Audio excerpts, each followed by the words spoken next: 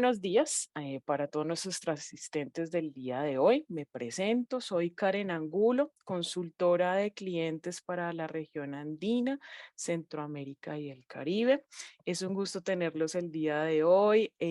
Quiero contarles un poquito de nuestra invitada, de la doctora Ana Benet, quien por medio para aquellos que de pronto ya son parte del grupo de Facebook Live, hicimos hace unos meses una propuesta para que este espacio también, pues ustedes pudieran ser parte de él y postular su experiencia o su temática en investigación o algo que quisieran mostrar dentro de este espacio en Latinoamérica para en estos momentos. Entonces recibimos a nuestra querida doctora Ana Belén, ella es de la Universidad de las Américas, es docente actualmente de la institución.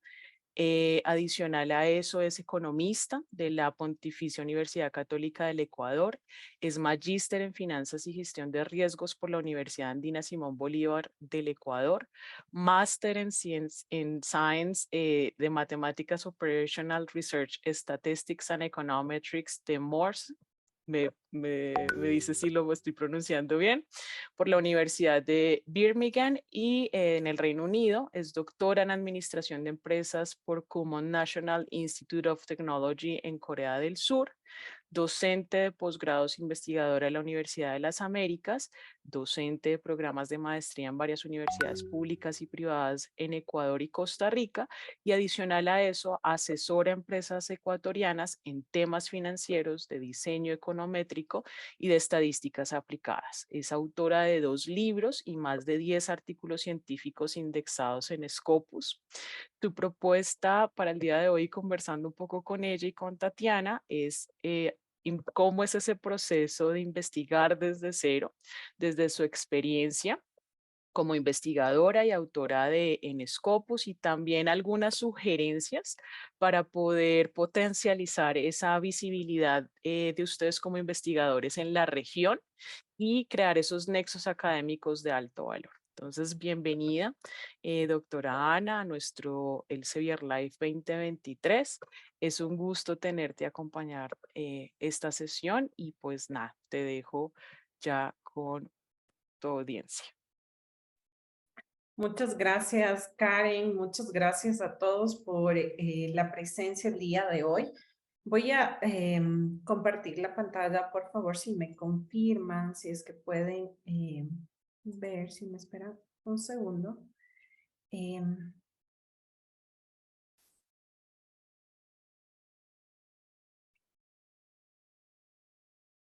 Creo que ahí la ven. Sí, estamos viendo, perfecto. Sí, muchas gracias. Bueno, buen día con todos. Mi nombre es Ana Belén Tulcanaza Prieto. Soy docente e investigadora en la Universidad de las Américas en Quito, Ecuador. Reciban un fuerte abrazo desde Ecuador. Justamente como lo mencionaba Karen, en esta charla lo que vamos a revisar es todos los pasos que necesitamos para llegar a una investigación, a un producto exitoso que sería la publicación de un artículo académico. Por eso la ponencia se llama Investigar desde cero, Let's Do It, porque debemos empezar partiendo de algunos principios. Antes de iniciar con la presentación, quiero agradecer a Karen, a Tatiana, por todo el apoyo que me han brindado durante esta ponencia, desde la planificación hasta llegar al día de hoy. Muchas gracias. ¿Qué quiere decir investigar desde cero y qué vamos a abordar dentro de esta sesión? Pues vamos a revisar desde el perfil del autor, desde cada uno de nosotros, cuál es el proceso de investigación y cómo llegar a crear un artículo científico, cómo llegar a publicarlo y cómo divulgarlo. También vamos a formular algunas sugerencias para potenciar nuestra visualización como investigadores, no solo del país en el que nos encontramos, sino a nivel de la región. Y una opción muy importante es justamente la creación de nexos académicos de alto valor. También al final de la sesión voy a abordar algunas experiencias propias en el campo de investigación y cómo llegar a publicar en revistas de Elsevier o en otras que también son indexadas a Scopus. Es importante mencionar que las áreas de investigación en las que yo me encuentro son las finanzas corporativas, la estadística, la econometría, el modelamiento estadístico y econométrico. ¿Esto por qué? Porque justamente los ejemplos que voy a colocar datan sobre las ciencias sociales. Sin embargo, esta metodología se puede aplicar a otras ramas o a otras áreas de investigación. Entonces, el contenido de la presentación, bueno, primero es importante revisar cuáles son las fases de investigación. También, antes de crear un artículo científico, tenemos que abarcar una propuesta de investigación, es decir, llevar y poner en papel qué es lo que queremos investigar. Luego de esto vamos a abordar cada una de las partes que tiene que tener un artículo científico y qué contenido debe abarcar cada uno de estos apartados. Vamos a dar también algunos tips para escribir un artículo académico exitoso. En cuanto a la combinación entre docencia e investigación, también tenemos que hacer una autoevaluación de cómo va el proceso de investigación a la par de la docencia. Y por último, vamos a hablar sobre algunas experiencias propias en investigación y algunos consejos que les podría dar de acuerdo a la experiencia que he tenido en estos años. Entonces, nosotros conocemos que las fases de investigación son 5. Todo parte desde la observación. ¿En qué sentido? En que siempre tengo que identificar una problemática. Sin problemática, yo no puedo iniciar una investigación. Entonces, tengo que saber qué tema quiero investigar, cuál es el problema dentro de este tema o qué área voy a investigar. Por otro lado, tengo que formular distintos tipos de hipótesis utilizando esta observación. ¿Qué es lo que yo quiero probar? ¿Qué ideas están detrás? ¿Qué suposiciones yo tengo para realizar un artículo? ¿Cómo hago, cómo pruebo? Es a través de la demostración. Y esta demostración justamente es para aceptar o rechazar las hipótesis que planteamos previamente. La demostración se hace a través de un análisis de datos, utilizando, por ejemplo, una base de datos. Y aquí justamente lo que se hace es demostrar las hipótesis. También viene otro apartado que es la fundamentación para esclarecer, modificar y cimentar dichas suposiciones e ideas.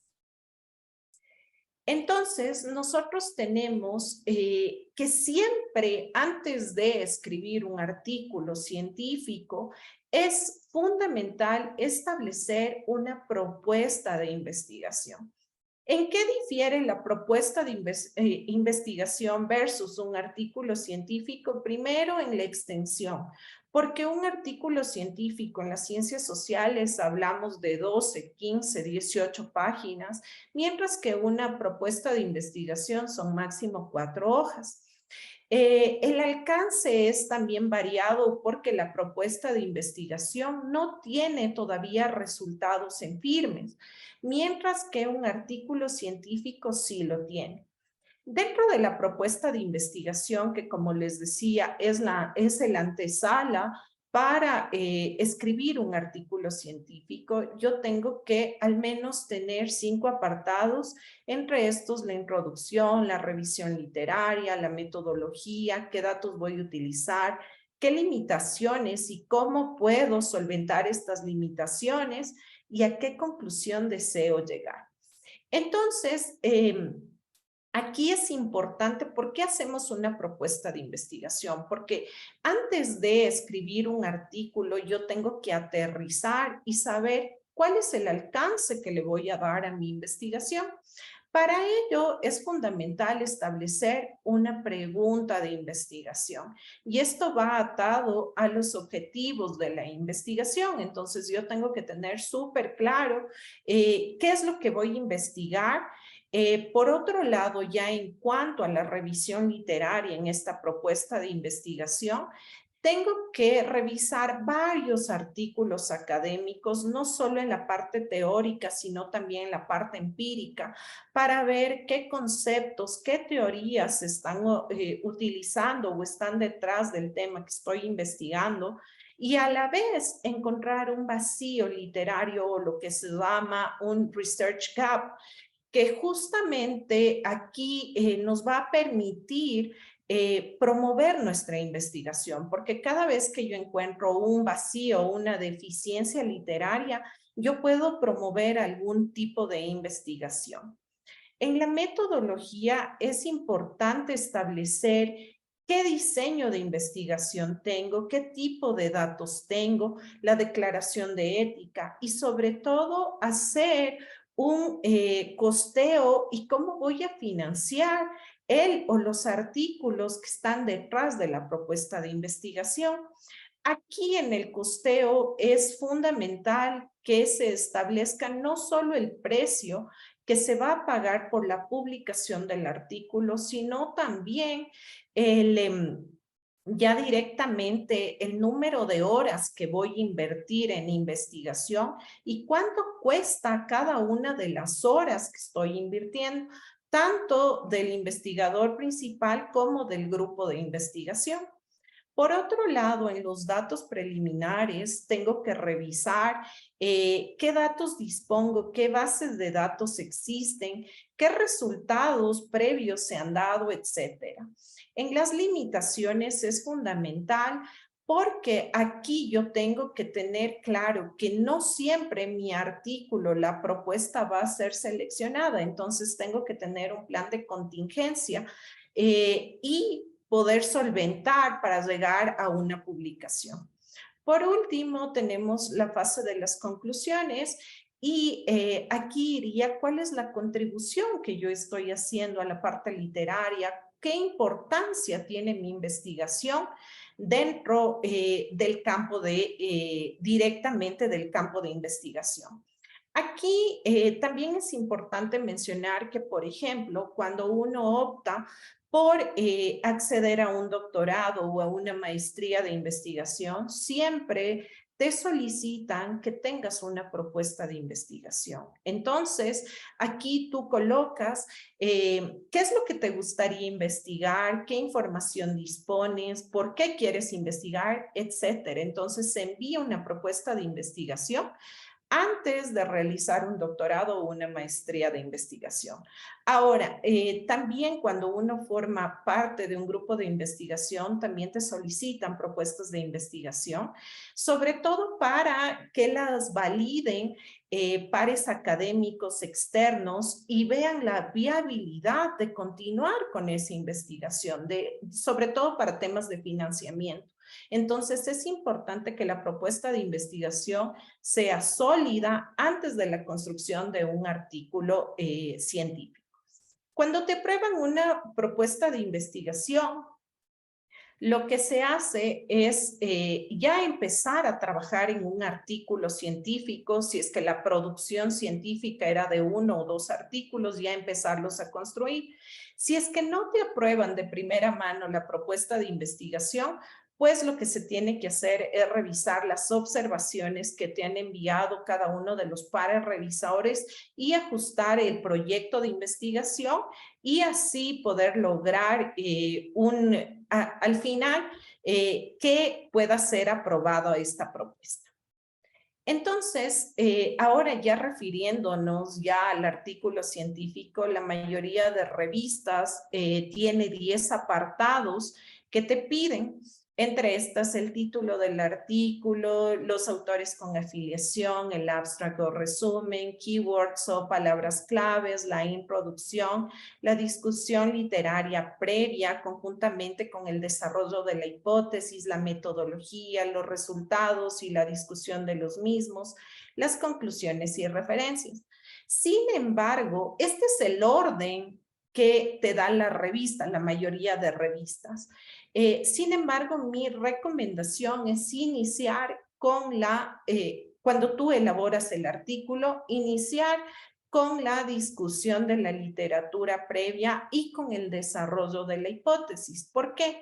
Porque en esta parte es fundamental que se haga una revisión extensiva de la literatura. No puedes empezar, por ejemplo, por el título. ¿Por qué? Porque el título está sujeto a distintos cambios. Tal vez tienes que ver un título novedoso y a priori no podrías colocar un título. Entonces, mi sugerencia es seguir la cronología que ustedes ven en la segunda parte, y es empezar con la discusión de la literatura previa, revisar la metodología, colocar los resultados y la discusión de los mismos, las conclusiones, luego sí hacer la introducción, el abstract o resumen, colocar las keywords, ponerle un título a nuestro artículo, colocar la identificación de los autores con la afiliación correspondiente y por último las referencias. Las referencias están detrás de todo porque desde que iniciamos con la revisión literaria vamos a tener el apartado de referencias. Entonces, siguiendo este orden, nosotros tenemos la discusión de la literatura previa y el desarrollo de la hipótesis. Aquí esta parte, ¿cuál es el contenido de esta parte? Es una revisión exhaustiva de la literatura, tanto de la parte teórica, es decir, de los conceptos, de las teorías, de cada una de las leyes que están atrás del tema que estoy investigando, conjuntamente con la parte empírica, es decir, buscar estudios que hayan hecho mediciones sobre el tema que yo voy a investigar y ver a qué resultados han llegado, con qué teorías se alinean, etc. ¿Por qué hago esto? Es justamente para poder plantear las hipótesis y que estas hipótesis estén bien fundamentadas. Tengo que relacionar los estudios previos con las hipótesis que voy a plantear dentro de mi estudio o investigación. Es importante, a medida que van revisando cada uno de de las teorías que están atrás y de los autores, hay que mencionar las limitaciones de los trabajos anteriores, pero hay que hacerlo de una forma técnica, no ser tan críticos, no decir si está bien o mal una investigación, sino que más bien mencionar cuáles son las deficiencias de tal artículo en el sentido de que de esa manera se puede sacar también provecho para potenciar nuestro artículo y para que se vea mejor ante el lector y los editores. Es importante también revisar exhaustivamente la parte literaria, tener varias fuentes de investigación, pero luego de esto hacer una depuración de las fuentes de información. No puede ser que un paper que sea algo que sea innovador tenga una colección de citas textuales o contextuales, sino que más bien tiene que verse nuestro aporte, excepto que sea un survey paper que viene a ser un paper donde únicamente se revisa teoría. Ahí sí se puede tener una amplia literatura. Sin embargo, lo que se recomienda es para papers innovadores que se busque información, pero que luego se haga una depuración de la misma. Es importante dar crédito a los otros autores, hacer bien las citas, buscar estudios actuales. Por ejemplo, en la parte social y económica, nosotros tenemos teorías que datan de hace mucho tiempo atrás, que se las puede colocar dentro de un artículo. Sin embargo, tenemos que buscar estudios nuevos para darle un plus a nuestro artículo científico. Es importante también, tenemos distintos programas u ordenadores bibliográficos que ya los vamos a ver más adelante, que te ayudan a sintetizar toda la parte bibliográfica. Sin embargo, nosotros podemos también crear de una manera ordenada, por ejemplo, de una manera sistemática, todo ordenar la bibliografía. Entre estos colocar, por ejemplo, el nombre del estudio, el año, la metodología, los resultados, para que así sea mucho más fácil identificar el artículo A, B, C y en qué parte nos puede ayudar para potenciar nuestro artículo. Es importante aquí que nosotros tengamos claro que nuestro artículo tiene que ser diferenciado del resto por alguna parte, sea por la metodología, sea porque en los resultados encontramos algo. Entonces, nuestra revisión literaria tiene que enfocarse en eso. Por otro lado, nosotros tenemos la metodología. La metodología es lo más fuerte que tenemos dentro de nuestro artículo académico. ¿Por qué? Porque aquí están los datos. Tenemos que identificar cómo se llama nuestra base de datos. Tengo una base de datos, 2, 3, tengo que unirlas a través de un identificador o a su vez es solo una base de datos. ¿Cuál es la fuente de información? ¿Qué periodo estoy utilizando? ¿Cuántas variables tengo? ¿Cuál es el número de observaciones? Etcétera. Dentro de las variables es principal que nosotros tengamos claro las variables dependiente, las independientes y las variables de control que vamos a utilizar en el modelamiento. Tengo que discutir las limitaciones de los datos. Las bases de datos no son perfectas, entonces tengo que tener súper claro qué variables me están faltando, si es que tengo un número de observaciones bajo o si es que son suficientes, etcétera. Siempre es importante tener un conjunto de datos ideal, es decir, lo que buscaríamos y también tener un conjunto de datos real, que es con el que estamos trabajando. También se pueden realizar, se pueden calcular distintas proxies para las variables que no las tengamos disponibles. Es importante que dentro de la metodología nosotros coloquemos una tabla en la que se detalle cada una de las variables, es decir, el nombre de la variable, la descripción y cuál es su método de cálculo. ¿Esto por qué? Primero, para que este estudio pueda ser replicado por otros autores y también para que el lector entienda cómo han sido calculadas cada una de las variables. En esta parte se sugiere tener de una manera súper breve estadística descriptiva de los datos, es decir, saber el comportamiento de los datos. Esto va en los resultados, pero en la metodología sí considero que es importante simplemente para saber cómo se encuentra distribuida la muestra que vamos a utilizar. ¿Esto a qué nos ayuda? Nos ayuda a identificar distintos patrones en los datos si es que tienen estacionalidad o no, entre otros fenómenos. ¿Qué método podemos usar? Nosotros tenemos en las ciencias sociales dos tipos de métodos, los cuantitativos y los cualitativos. La diferencia entre los dos es el tipo de datos que tenemos atrás y también la forma de recoger los datos. En cuanto a los cuantitativos, lo que hacen es explicar y predecir. Utilizamos estadística descriptiva y también algunas pruebas para nosotros hacer predicciones estadísticas de cómo se va a comportar la variable.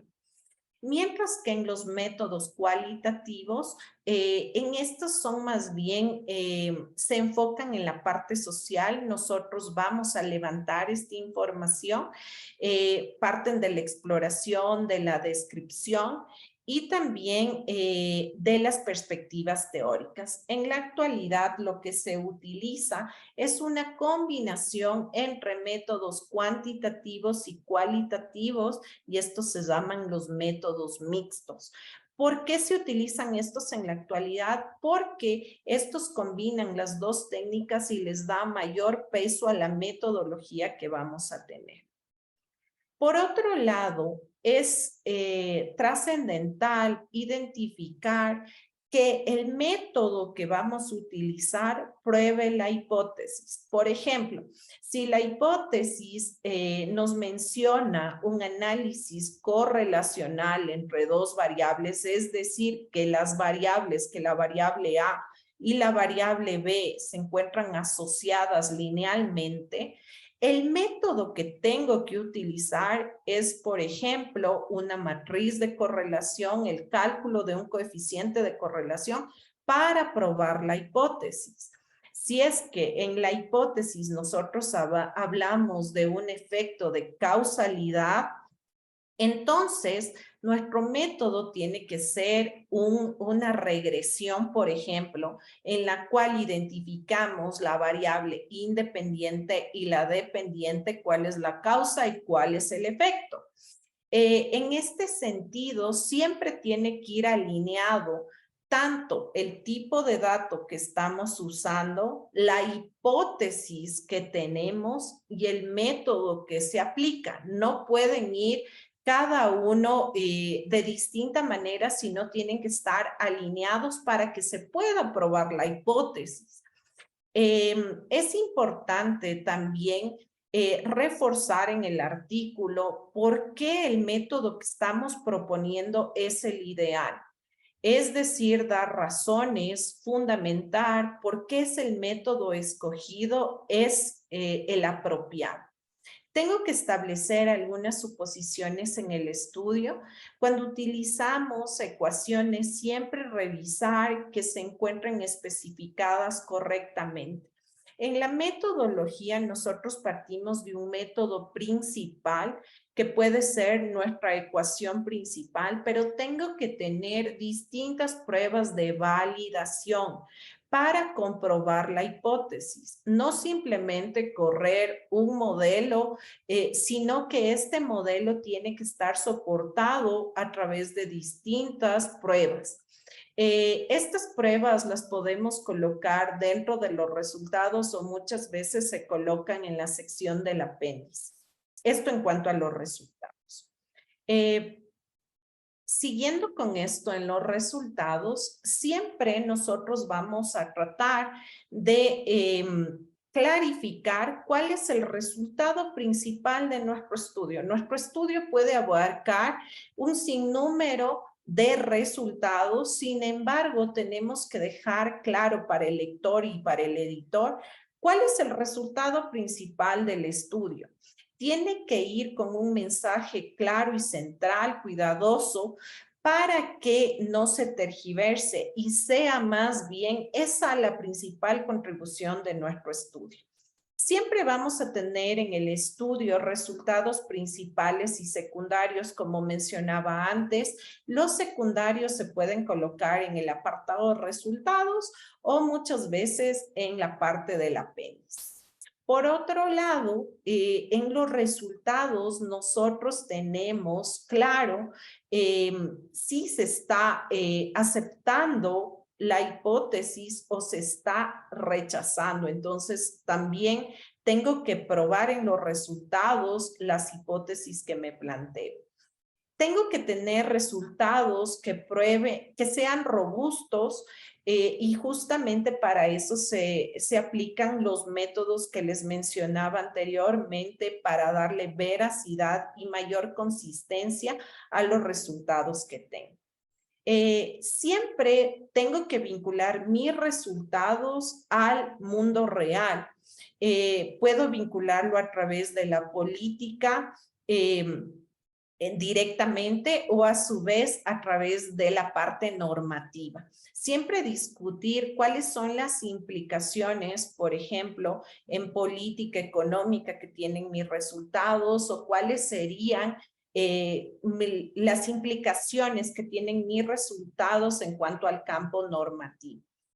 Tiene que quedar también ver cuáles son las limitaciones que he tenido en mi investigación. Tal vez no pude probar directamente la hipótesis. Tiene que también eso establecerse. Siempre lo que tengo que buscar es explicar los resultados estadísticamente significativos. Esto quiere decir los resultados, qué variables están contribuyendo a la variable dependiente, cuáles son los más importantes. Y por último, siempre en este apartado tengo que contrarrestar los resultados que estoy teniendo con resultados previos de otros autores. Es decir, mis resultados se alinean al autor A, al autor B, en qué coinciden, en qué difieren, y eso explicarlo. Esto le da mucha robustez a tu artículo y es muy probable que llegue hasta una publicación. Aquí también en los resultados nosotros sabemos que es la parte donde colocamos algunos gráficos, algunas tablas. Entonces, todo gráfico y toda tabla tiene que ir con su título, con su encabezado, que lo conocemos. Las tablas deben ser lo más limpias posible en el sentido de que las tablas tienen que entenderse por sí solas. No hace falta que el lector lea unas 5 hojas antes para poder entender la tabla, sino que simplemente con la tabla puede inferir qué es lo que estás probando. Para esto también en muchos de los journals, de las revistas, lo que se pide es que se coloque una nota explicativa bajo la tabla en la que tú en 1 o 2 líneas explicas la tabla y cuál es el hallazgo trascendental de la tabla. Esto es justamente para que el lector le sea mucho más fácil la lectura del documento. Es también importante que nosotros a las variables les pongamos, mantengamos un orden. ¿En qué sentido? En la metodología nosotros tal vez, si es que ocupamos, por ejemplo, la variable apalancamiento, y apalancamiento es una palabra muy larga, entonces la abreviamos como APL, desde la metodología todo el artículo tiene que ir con las siglas APL, por ejemplo. Entonces, las tablas no tienen que contener la palabra completa, sino simplemente APL. Es importante que siempre el título de la tabla explique a la tabla. Tiene que ser un título claro. También hay que revisar con cuántos dígitos significativos trabaja la revista. En cuanto a la parte decimal, generalmente te pide que coloques 3 decimales. También hay que revisar qué es mejor, si presentar los datos con valores absolutos o relativos. Hay distintas plantillas que se pueden usar, sea en Word, sea en Scientific Word o en LaTeX, que te van a ayudar a tener un artículo mucho más pulido en cuanto a forma en las tablas y en los gráficos. No hay que ser redundantes, no hay que colocar el gráfico y la tabla si es que las dos herramientas te dan la misma información, simplemente seleccionar sea el gráfico o la tabla. En las figuras siempre es importante, esto me refiero a los gráficos, siempre es importante que vayan los ejes, las unidades y que no sea tenga un sinnúmero de color, sino que más bien sea blanco y negro, por ejemplo. Ahora, en las conclusiones tiene que ser un resumen relámpago, así lo amo yo, de extensión corta. Las conclusiones máximo tienen que ser de media página en la que resumamos el artículo. tengo que parafrasear los resultados principales del artículo y colocar sobre todo las implicaciones.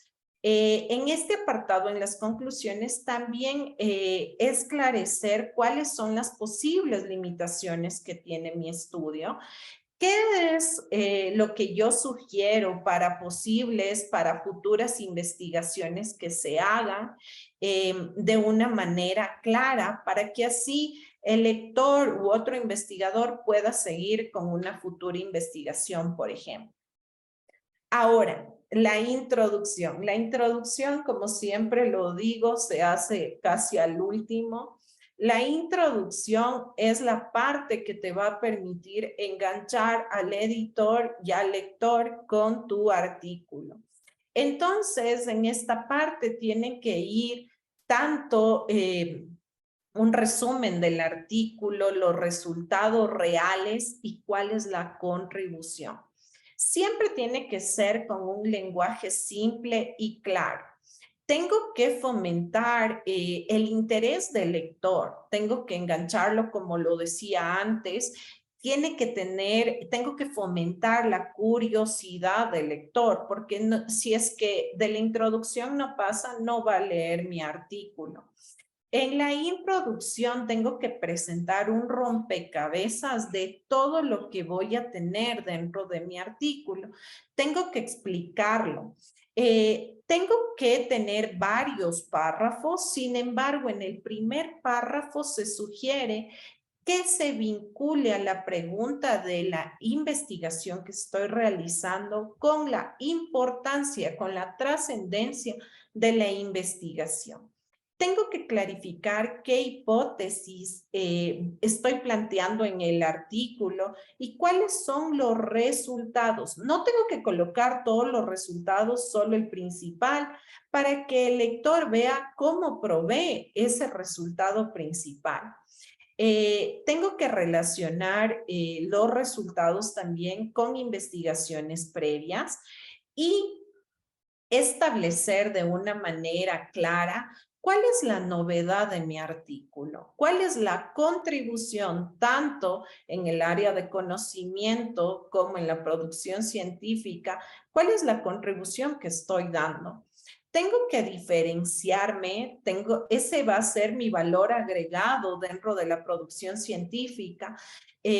¿Cuáles son los hallazgos que yo he tenido versus otros y qué implicaciones tengo?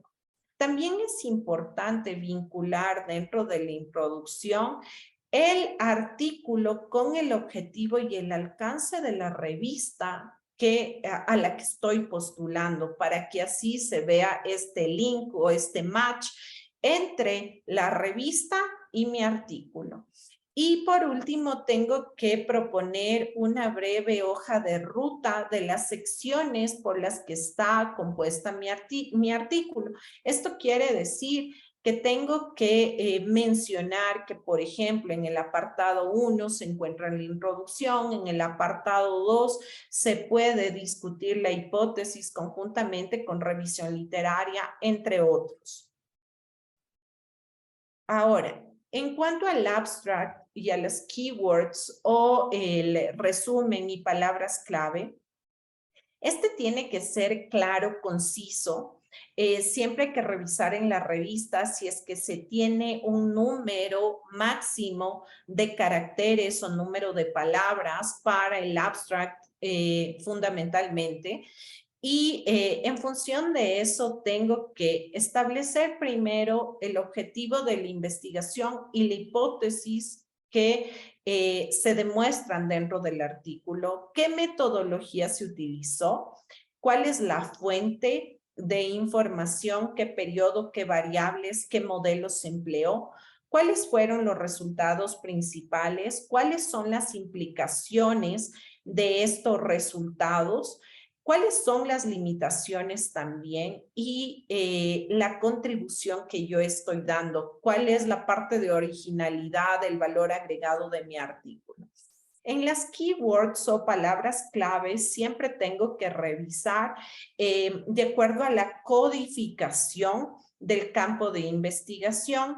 Aquí un consejo es que no repitamos las mismas palabras del título, porque en los buscadores bibliográficos, por ejemplo, ya por el título te puede filtrar muchos artículos, pero tú amplías ese ratio de búsqueda si es que tú, por ejemplo, en las keywords colocas tal vez unos sinónimos o palabras trascendentales del artículo que no se repitan con las del título. Entonces tú vas a tener un ratio más amplio de que otros autores te encuentren.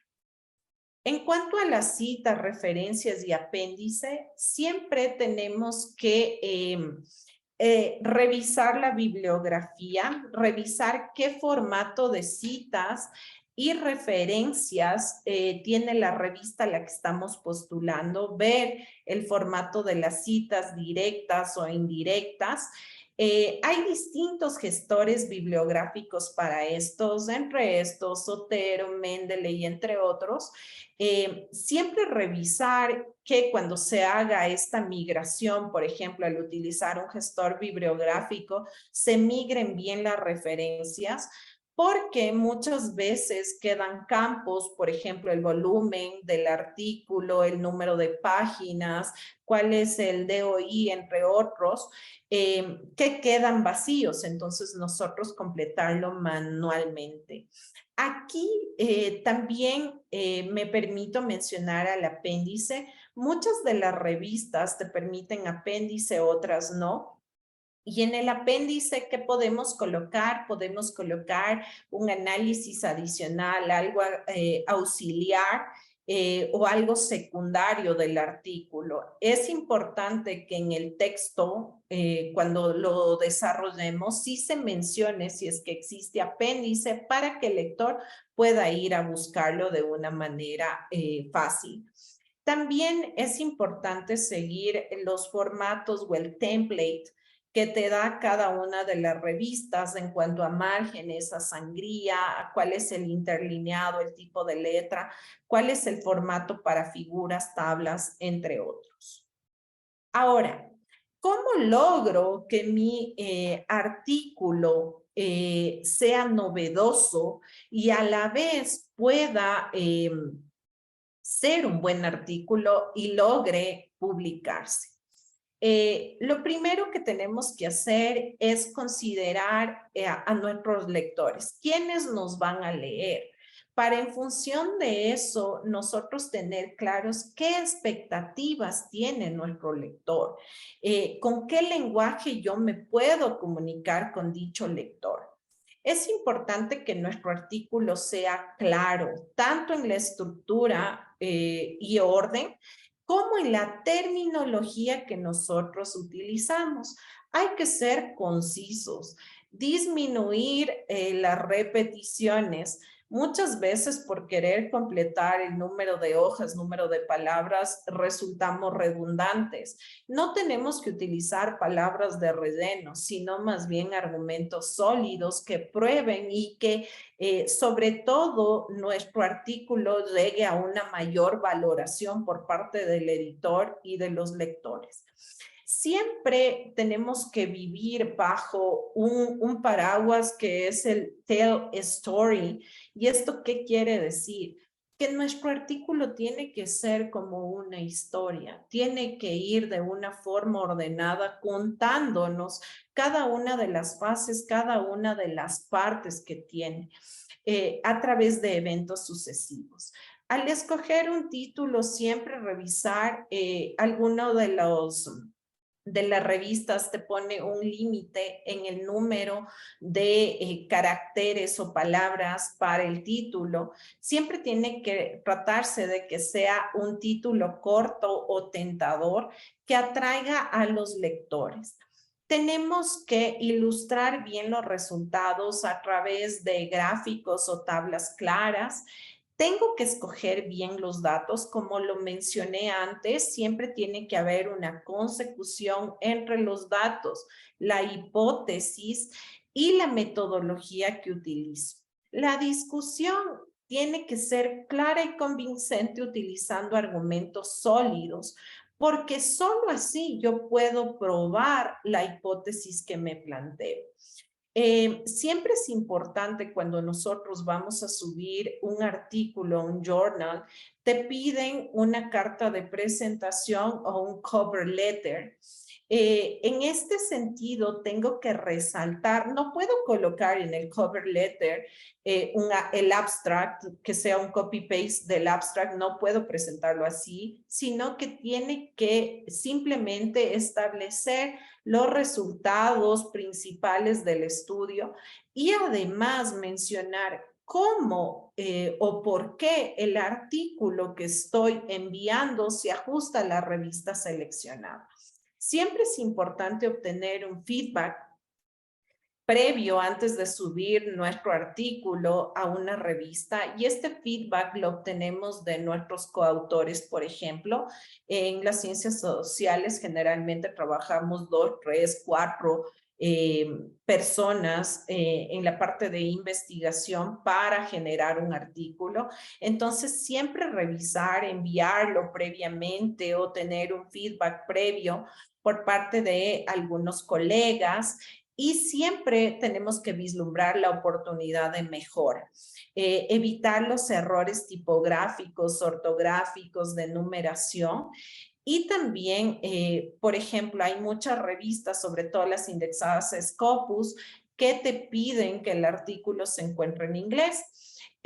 Muchas veces revisar justamente que el inglés que utilicemos sea el apropiado y con esto vamos a asegurar una tasa mayor de que el artículo sea aceptado. Siempre revisar que las citas que te aparecen en el texto sean las mismas en cuanto a las referencias, es decir, que existe un match entre el texto, el número de citas y también las referencias que tienes. Siempre es importante asistir a conferencias o a capacitaciones como estas para generar algunas alianzas o networking o colaboración entre distintas áreas de investigación. Aquí, por ejemplo, se pueden generar alianzas estratégicas entre distintos grupos de investigación o distintas universidades para potenciar investigación. Hay que revisar bien a la revista que nosotros vamos a enviar el artículo y cuál es el factor de impacto que tiene, porque de acuerdo a eso también nos van a catalogar como investigadores. Ahora, esta parte es importante y esto está enfocado en la parte docente. Nosotros como docentes y a la vez investigadores deberíamos hacer una autoevaluación y ver si es que estamos promoviendo actividades de investigación. ¿Esto qué quiere decir? Que estamos proponiendo distintos proyectos de investigación que sean evaluados por pares académicos externos a la universidad, sean nacionales o extranjeros. También tenemos que ver si estamos implementando algunas actividades para la formación de competencias en investigación, porque nosotros podemos tener la competencia, sin embargo, lo importante es lograr plasmar estos resultados de investigación con distintos estudiantes, sea de pregrado, de maestría o de posgrado, refiriéndome al doctorado. Es también importante que nos vinculemos con los nuevos estudiantes de posgrado, tenerlos a cargo para así guiar las investigaciones de ellos. Por otro lado, también debemos fomentar y establecer una manera de colaboración interna partiendo desde la universidad en la que nos encontremos para así generar activamente una colaboración con pares en el área o en otras áreas de experiencia. Por último, diría que es importante implementar acciones para la difusión y divulgación de los resultados de investigación que estamos teniendo cada uno de nosotros. ¿Y esto cómo lo logramos? Primero, es actualizando nuestras redes. ¿Y esto por qué? Porque ahora todo se desarrolla a partir de la pandemia, se ha potenciado todo el tema virtual. Entonces, a través de nuestras redes podemos dar a conocer en qué estamos investigando, qué es lo que estamos haciendo, con qué grupo de investigación estamos enlazándonos, si es que nosotros tenemos, no solo como país, como universidad, qué nexos estamos teniendo fuera del país, entre otros. ¿Y esto por qué? Porque a través solo de la comunicación podemos dar a conocer al resto lo que estamos investigando. Por último, en experiencias propias como investigadora, puedo decir que el paso fundamental es tener un mentor. Y aquí me voy a referir justamente, en mi caso, mi mentor fue y es la persona que me guió en el doctorado. Entonces, un mentor a qué te ayuda, más bien te guía en todos los temas de investigación.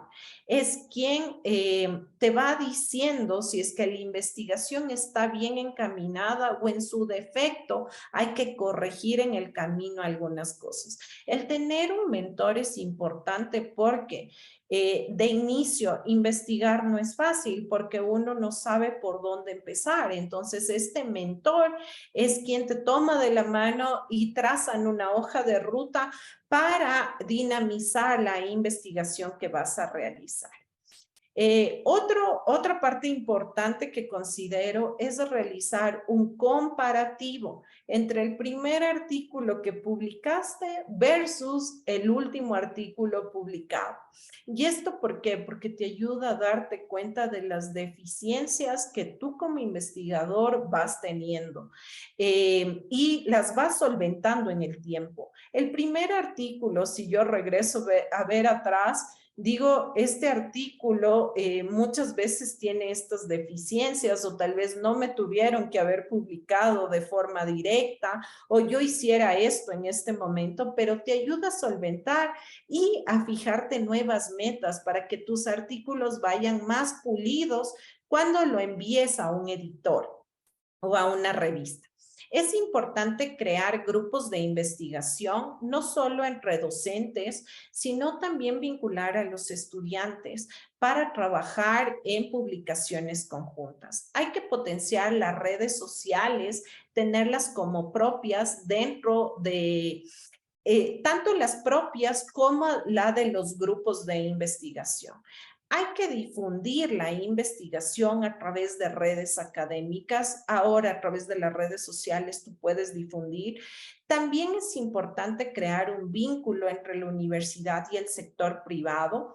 Aquí también yo tuve la oportunidad de hacer mi doctorado en Corea del Sur y es justamente un país en el cual la universidad estaba muy ligada al sector privado. Entonces, las universidades desarrollaban distintos productos que eran vendidos al sector privado, al sector industrial, y el sector privado financiaba la publicación de artículos académicos. Por ejemplo, hay muchas instituciones, sean nacionales o internacionales, que te dan fondos concursables en cuanto a investigación, entonces siempre estar atentos de esto para que tengamos los fondos para publicar nuestros artículos.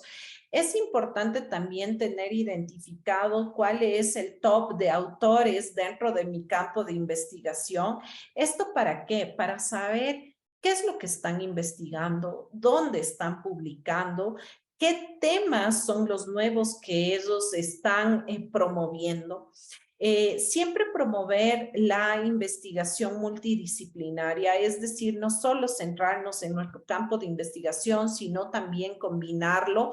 Por ejemplo, en la parte de estadística, econometría, de modelamiento que realizo, también interactuar con medicina, con turismo, con otras áreas, porque ahí podemos sacar mayor provecho a cada una de las investigaciones. Es importante también realizar actualización docente y de investigación, tanto en nuestro campo propio del área en la que nos desarrollemos, como en metodologías de la investigación. Por ejemplo, asistir a este tipo de webinars donde cada semana nos van mostrando alguna técnica, alguna herramienta con la cual podemos mejorar la calidad de investigación que estamos realizando. Siempre revisar las revistas a las que vamos a subir nuestro artículo, porque siempre hay revistas depredadoras. ¿Esto qué quiere decir? Son revistas que muchas veces nos llegan email de las revistas, nos dicen que subamos un abstract o que enviemos un artículo y que ellos se encargan de todo el proceso. Y es en realidad quieren consumir el artículo que nosotros estamos entregando. Entonces, es fundamental identificar qué revistas existen. En lo personal, lo que siempre realizo es, por ejemplo, de Scopus. En Scopus tenemos 4 cuartiles, entonces tomar 5 revistas del cuartil 1, 5 del cuartil 2, 5 del 3 y 5 del 4, en función justamente de los factores que tiene cada uno, escoger de acuerdo al artículo que estoy realizando, en qué revista podría calzar mejor mi artículo. Siempre cuando nosotros recibimos comentarios por parte de cada uno de los editores o de los revisores pares de nuestros artículos, siempre preparar una buena respuesta para los revisores. Los revisores te enlistan varios comentarios, entonces ir respondiendo uno por uno a estos comentarios. La respuesta tiene que ser sucinta en el sentido de decir, gracias por el comentario que me haces, se ha solventado esta inquietud, por ejemplo, en la introducción, revisar página 1, línea 13 a la 15, por ejemplo, y en la línea 13 a la 15, ya en el artículo completo, sí hacer la modificación exhaustiva. Siempre tener prácticas de ética, honestidad, ser curiosos, tener esa pasión por investigar, por enseñar, tener persistencia, dedicación, disciplina, organización y planificación. Es importante también no llegar a un tema de burnout, es decir, evitar en la medida de lo posible niveles de estrés, hacer otro tipo de actividad, combinarlo con la investigación, con la docencia, para que así también nuestros artículos reflejen mayor claridad y mayor calidad. Siempre demostrar nuestra humildad y generosidad, acordándonos desde el primer artículo que publicamos hasta el último que tenemos. Para cerrar, les dejo una frase que justamente la escuché un día en un podcast y decía que un maestro crea más maestros, no solo buenos estudiantes. Si das todo lo que sabes, inconscientemente estás evolucionando, porque no actúas desde el miedo, sino desde la abundancia, y la abundancia se expande. Entonces, nosotros les motiva que siempre tengamos este principio de compartir, de enseñar y de aprender. Muchas gracias con todos, con todas, por la oportunidad. Aquí están mis redes de contacto. Como les decía, soy docente investigadora en la Universidad de las Américas, en Quito, en Ecuador. Está mi email de contacto. Aquí está mi perfil en ResearchGate, en Scopus y también el link de mi página web. Espero que lo que hemos conversado el día de hoy les sirva y sobre todo que sigamos generando conocimiento día a día. Muchas gracias a todos y quedo atenta a las preguntas. Muchas gracias, doctora Ana. Pues efectivamente, muchos comentarios acerca de la presentación. Nuevamente, muchas gracias por aceptar, por postularte. A mí me encanta también como la mirada de nuestros asistentes, de los investigadores, autores, docentes que puedan compartir como su experiencia desde aquí. Y si te parece, pues vamos a mirar algunas de las preguntas. Sé que ya son las 12 y 4 minutos, pero no sé si tienes un tiempo o prefieres que te comparta las preguntas y las respondemos offline, como también pues respetando un poco los tiempos que ustedes tienen. No hay problema, las podemos Listo, responder en este momento. perfecto. Entonces tenemos bastantes. Voy a iniciar con una pregunta que nos hace Claudio, si te parece. Bueno, la voy a leer. Dice, ¿es posible consultar los términos de búsqueda más consultados en Scopus, similar a Google Trends de Google, eh, a objeto de ver el interés que podría tener un artículo publicado antes de que se comience una investigación? Nos Sí lo pregunta puedes Claudia. hacer. Sí, sí lo puedes hacer a través de las keywords. En keywords, tú puedes colocar la palabra que tal vez tienes la duda y ahí te va a salir todos los artículos. Ahora, por el otro lado, que es tu pregunta, no podemos directamente ver los términos más consultados, pero sí los artículos que tienen mayor número de citas, por ejemplo, los más buscados y visitados. Entonces, eso sí te da un referente para que tú puedas tener mucho más claro cuáles son los términos que se pueden utilizar. Ujú. Y ahí sí te parece, agrego un poco también, cuando haces una búsqueda en Scopus, lo que hace con los temas o las keywords que estás manejando en tu tema de investigación, aparecen efectivamente, como menciona la doctora Ana, los keywords, el número de documentos por keywords, pero cuando encuentren artículos de interés, hay algo que cuando ustedes se van al detalle del artículo, se llama los topic prominence. Esto lo que hace es también mostrarle a la persona o el usuario cuáles son esas tendencias. O sea, si esta palabra que está dentro de este documento indexado en Scopus, cómo está a nivel mundial en términos de están publicando más o está publicando menos. Entonces, eso se llama topic prominence cuando ustedes van a los detalles de cada artículo. Listo. Nos dice Juan Diego. ¿Qué es la afiliación en los autores? Es a la universidad o al grupo de investigación que tú perteneces. Por ejemplo, en mi caso, pertenezco a la Universidad de las Américas, a la Escuela de Negocios. Entonces, al momento que tú me buscas, por ejemplo, en Scopus o en ResearchGate, ya te sale la afiliación, igual que cada uno de los artículos que tengo publicados, es decir, a la universidad o al departamento, grupo de investigación al que perteneces. Gracias.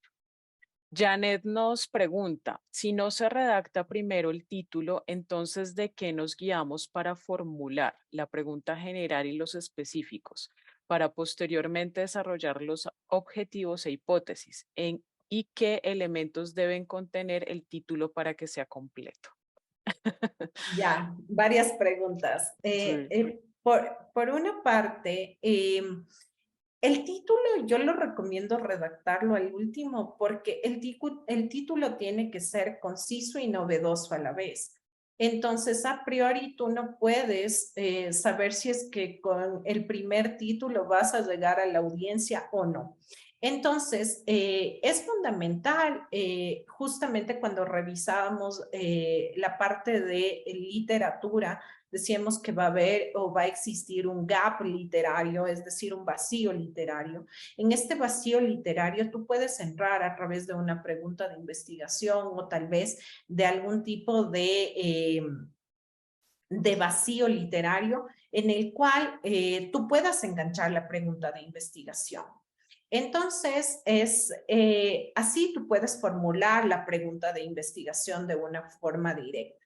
Por otro lado, cuando tú ya formulas la pregunta de investigación, tú ya colocas la parte literaria y esto lo atas con la metodología, con los datos que tienes, etcétera, se te hace mucho más fácil redactar un título. El título lo que tiene que reflejar es qué es lo que estás investigando. al final. Y colocar, si es que está realizando, por ejemplo, en los temas que investigo, siempre se coloca en dónde lo estás haciendo. Por ejemplo, puede ser en Ecuador, en Corea del Sur, en México, etcétera, y en qué sector te estás enfocando. Listo, muchas gracias. Entonces, Claudio nos pregunta, proxy, tú mencionabas en una parte de tu presentación, ¿es lo mismo que variable subrogada? ¿Cuáles son los mínimos metadatos que debe tener nuestra base de datos para que las operaciones realizadas puedan ser replicadas por otro investigador? Ya.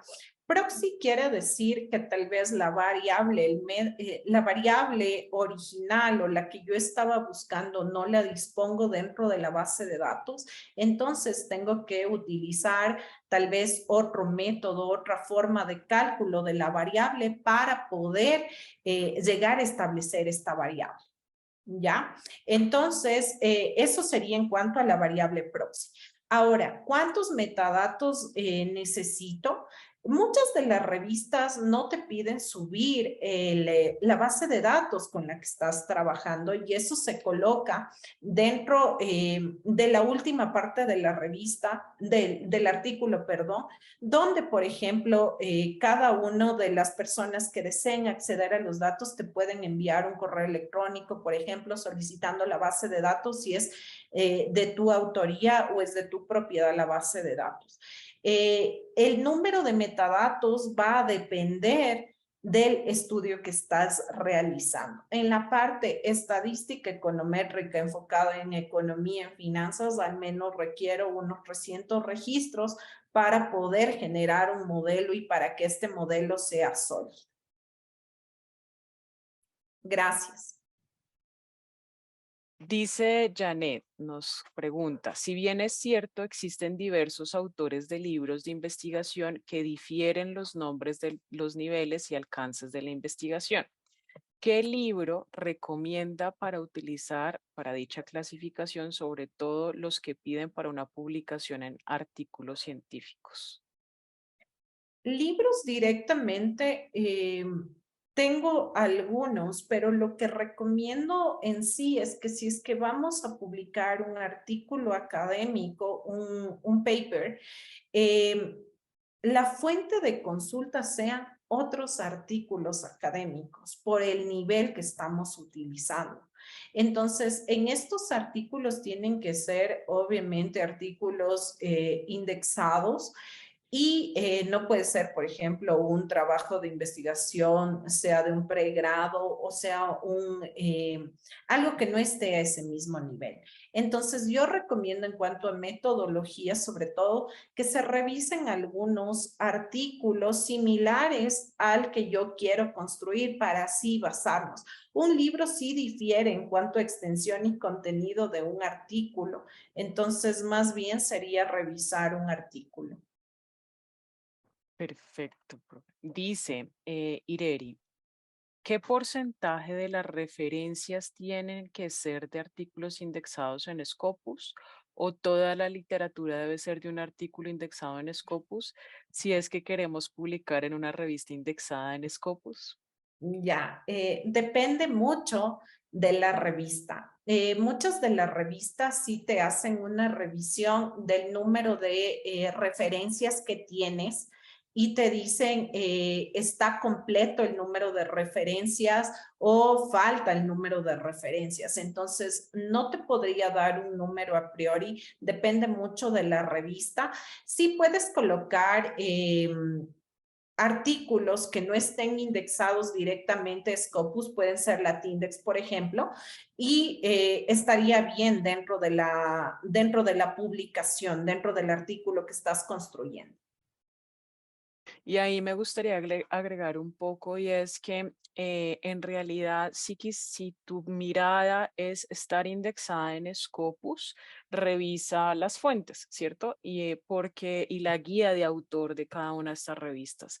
Ahí posiblemente vas a tener una mirada en los últimos números publicados, cuántas revistas, de cuáles referencias, obviamente lo que se ve, o yo te doy de pronto la mirada desde lo que vemos en las revistas de Elsevier, es si tú desde las referencias tienes un panorama internacional, pero también local, porque es importante aclarar que las revistas indexadas en Scopus tienen un impacto internacional. ¿Listo?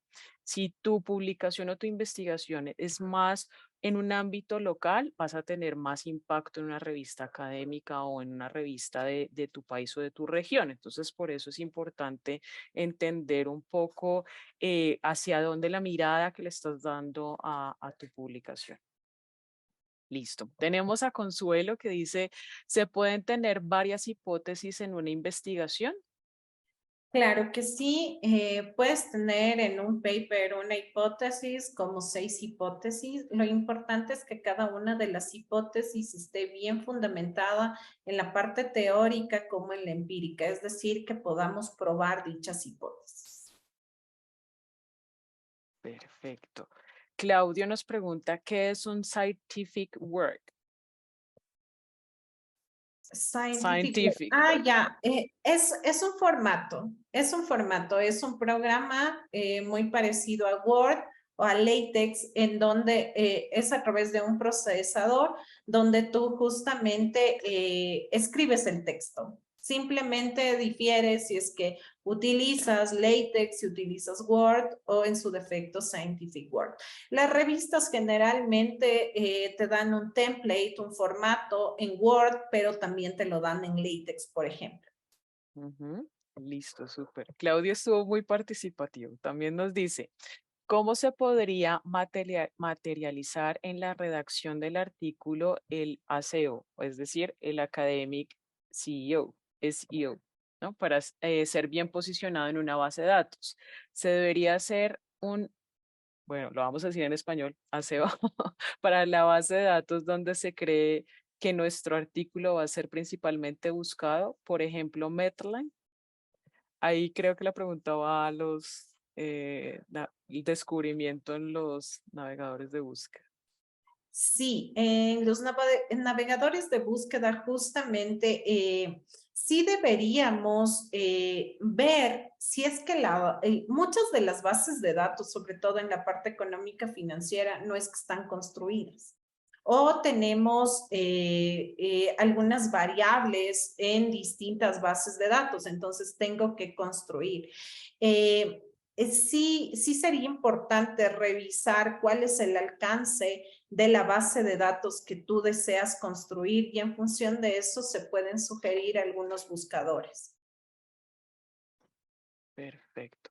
Si les parece, vamos a hacer unas 3 preguntas adicionales y las otras te las comparto offline para que las puedas responder y las incluimos, las respuestas, desde el Researcher Academy donde descargan el certificado, ¿te parece? Perfecto. Voy a tomar las siguientes por orden. Entonces, Marco nos dice, muy valiosa la aportación de la introducción que se realiza al final. En mi caso, promuevo que se realice un primer ejercicio de la introducción como una preintroducción para conocer el tema, la forma en que se trabajará y las secciones que se proponen. Esta estrategia me da una ruta y al final la retrabajo y ya considero mi producto concluido. ¿Qué opinas sobre la estrategia? Excelente. Ya depende de cómo nosotros, sea como investigadores, docentes, estudiantes, realicemos. En lo personal, la introducción siempre la realizo al último. Me parece excelente la sugerencia de tener una preintroducción, luego complementarla al final y tener algo más pulido. Ujú. Sí, de acuerdo. Tulia nos pregunta, ¿qué son los gestores bibliográficos y cuáles son? Ya, tenemos distintos gestores bibliográficos. Lo que nos ayudan es para ordenar la bibliografía, es decir, las referencias. Entre estos tenemos Mendeley, por ejemplo. Aquí hemos tenido algunos talleres utilizando Mendeley. También existe Zotero, entre otros. Entonces, ¿qué te ayudan? Simplemente a que la bibliografía esté más organizada y tú puedas buscar de una manera más rápida cada uno de los artículos. Súper, estoy mirando aquí de pronto si hay preguntas similares para hacerte una que pueda responder a varias, pero bueno, hay preguntas muy interesantes. Hay algo que creo que también me han preguntado en alguna oportunidad y me gustaría saber, ¿tú qué opinas que nos dice la Janet? Y es cómo sé que mi investigación va por un buen camino y lo pregunta porque a veces creemos que está bien, pero nos piden corregir. Ya. Generalmente un artículo, yo podría decir que en un 99% no es aceptado directamente. Siempre te mandan correcciones, siempre te envían correcciones. Antes de subir a una revista, siempre es importante tener una validación del artículo y en la ponencia decíamos que para eso tenemos a nuestros coautores, porque muchas veces no tienen nuestro mismo perfil los coautores, sino que más bien tienen algo distinto que le pueden enriquecer más a nuestro producto. Por otro lado, es importante que antes de subir nuestro artículo a una revista, nosotros hagamos una revisión a través de pares, ya que pueden ser unos colegas que te den una revisión súper rápida del artículo y así subirlo. Cuando nosotros subimos a una revista, ya, siempre vamos a tener comentarios. Nunca te dicen de forma directa, está mal tu trabajo, pero sí te hacen algunas observaciones. Entonces, algunas de estas las vamos solventando y las que tal vez no estemos muy de acuerdo, podemos igual en la respuesta que nosotros preparamos para el editor y para cada uno de los pares, colocar por qué es correcto o por qué no es correcta dicha aseveración. Entonces, considero que ahí siempre tener un feedback es lo que te va a ayudar a saber si es que tu investigación está por un buen camino. Súper. Muchísimas gracias, doctora Ana. Por favor, si quieren incluir en estos minuticos preguntas para poderlas enviar a la doctora y que nos ayude con sus respuestas offline, se los agradezco en el apartado de Questions and Answers. Es un gusto haberte tenido en la sesión del día de hoy. Espero que también haya alcanzado tus expectativas. Tenemos un público muy agradable, siempre muy dispuesto a hacer sus comentarios, a hacer sus preguntas. Entonces, bienvenida en el momento en que consideres. Muchísimas gracias a todos nuestros asistentes del día de hoy. Esta sesión será grabada. Vamos a compartir el día de mañana todas las instrucciones, como lo dije al inicio de la sesión, a sus correos electrónicos. Y pues no sé si ya quieres dar tus últimas palabras para terminar nuestra sesión del día de hoy. Sí, muchas gracias, Karen. Agradecerte a ti, a Tatiana, como lo dije en un inicio, por todo el apoyo que me han brindado. Para mí ha sido un gusto en esta mañana y a tarde compartir con ustedes, ver que la investigación va un poco más allá y es esta generación continua de conocimiento y sobre todo que estas redes no solo parten de ser docentes o investigadores, sino que también debemos motivar a cada uno de nuestros estudiantes a que se vinculen al campo de investigación, que es muy interesante. Y así podemos contribuir con cada uno de nuestros países y a nivel de Latinoamérica. Muchas gracias por la oportunidad. Y cualquier duda, cualquier consulta, les coloqué mis enlaces, mi contacto y quedo siempre a la orden. Gracias. Bueno, muchas gracias. Un abrazo a todos. Los esperamos en nuestra próxima sesión. Ya empezamos un nuevo mes.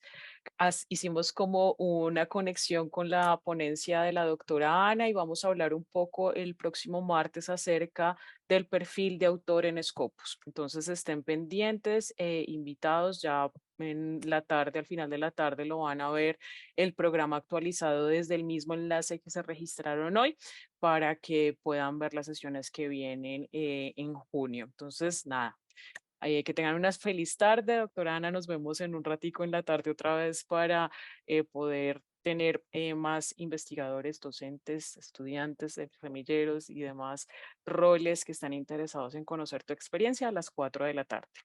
Entonces, un abrazo. Feliz tarde para todos.